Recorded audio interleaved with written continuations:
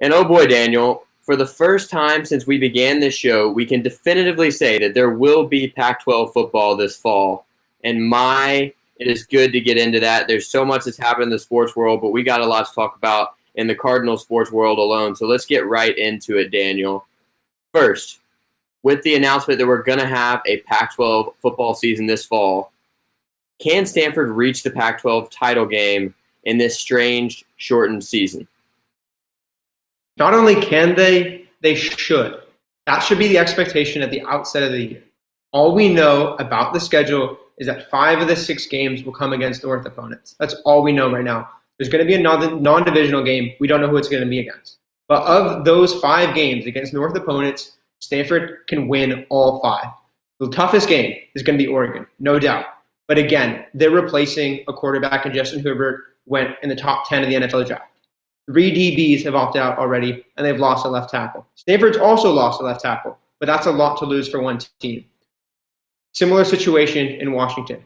A new coach, a new quarterback. Cal, definitely a beatable team. Chase Garbers, really like what I've seen there, but he's the only other returning quarterback in the North besides Davis Mills. And then we look at Washington State, also has a new head coach, and Nick Rolovich coming over from Hawaii, and also has to replace Anthony Gordon. A lot of new there. And then Oregon State, that has to be a must-win game. They're replacing quarterback as well. You look at that, you look at all those 5 games, Stanford should be able to win all 5. And then we don't know what's going to happen in that 6th game, but Stanford can win all 5 there. They should be in the title game.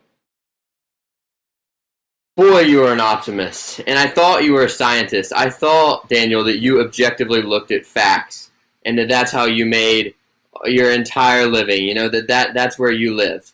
But I got to say, you're living in a different world if you think that Stanford should reach the Pac-12 title game.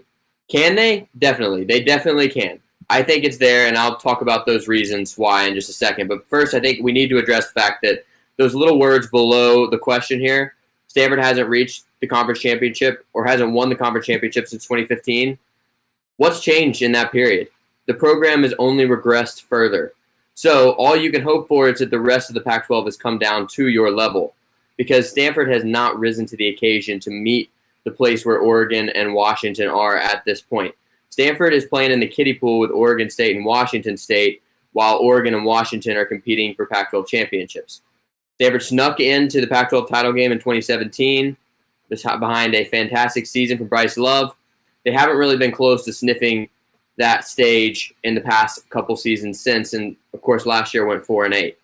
So they got a lot to prove on that front. But I got to agree with you on this. The North is completely up for grabs. And thanks to the question in the chat, you think Cal can't beat Stanford? Daniel, I'll let you address that. I think Cal might honestly be the favorite to win the Pac-12 North when this is all said and done. When you look at the roster that they're bringing back everybody. Whereas Oregon has got some major issues with the opt-outs they're facing. Washington's got a lot of change. I think Jimmy Lake's going to continue what Chris Peterson started, but it's not a certainty whenever you have a coaching change. And I really think Oregon is starting to look to me like LSU, and we're going to get to LSU later, as a team that had a great season last year, but is losing so much of what made last season great. And that's really just come in the past few weeks with these guys that Mario Cristobal thought was going to be on his roster. They're not there anymore. But still, I just don't see Stanford at that level yet until we see Davis Mills play at a championship level as a quarterback, because I think that's Stanford's only hope. Davis Mills can play at a championship level. We'll talk about it later, but last year against Washington State, the guy threw for 504 yards, the only time they really let him air out. Okay? Stanford has the potential. Am I saying that they're actually going to win all 5 of those games? No. But should they? Should they? Yes. Because they're all, at least Stanford has 40, 45% in each of those games. So why not? Why not trust yourself and say, we should win all of these games? That should be the expectation from the outset. Just like last year, KJ Costello, when he was a Stanford quarterback, talking about the goal for last year was winning a Rose Bowl. And that was the expectation. And you ask what's changed since 2017. Have they really regressed that much since 2017? Maybe in a lot of ways in recruiting and things like that. But then we also see that Stanford has a year this year with a lot of returning talent and a lot of expectation. A lot of returners, a lot of starters on both sides of the ball. will definitely be able to put in work. And honestly, yes, I think Cal can beat Stanford, but do I think they will again? No. They barely won last year. Chase Garbers had a miracle run at the end of the game. Stanford looked like the better team in that game, and I will stick by that. So this year, we're looking to the future. I still think Pac-12 North up for grabs. Stanford's going to take it.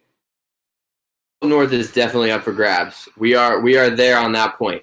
But Stanford finished dead last in the Pac-12 North last season. Technically, they finished tied with Washington State, but Washington State had a better overall record and beat Stanford last season. Stanford was last.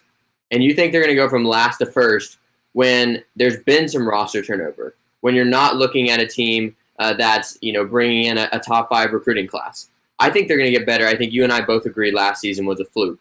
But I don't think the Cal loss was a fluke. I think last year's big game was an indication of one program that's headed this way and another program that's headed that way.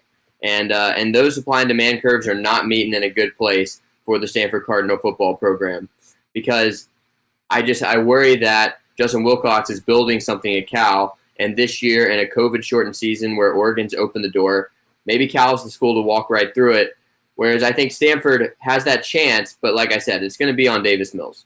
And we're going to talk a lot about quarterback here in a few minutes, but I think Davis Mills is really going to be the difference maker. Because last season, Stanford was really good at no position. I mean, as a position unit, they struggled almost everywhere.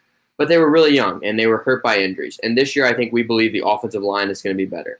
I think we believe there's talent on defense, there's depth on defense that could make a difference and make Stanford at least an above-average Pac-12 defense.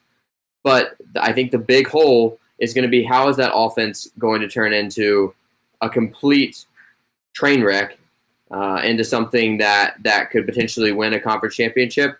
I think there's a lot of legwork to be done. And with this COVID-shortened offseason, we talked about the impact specifically on Stanford with so many players, not on campus, having to come back at the last minute. I just don't know if they're going to be able to get ready in that amount of time. But I really hope you're right, because if one thing can make 2020 better, it's a Stanford football Pac-12 championship and potentially a New Year's Six Bowl appearance. I think there's a long way to go till we get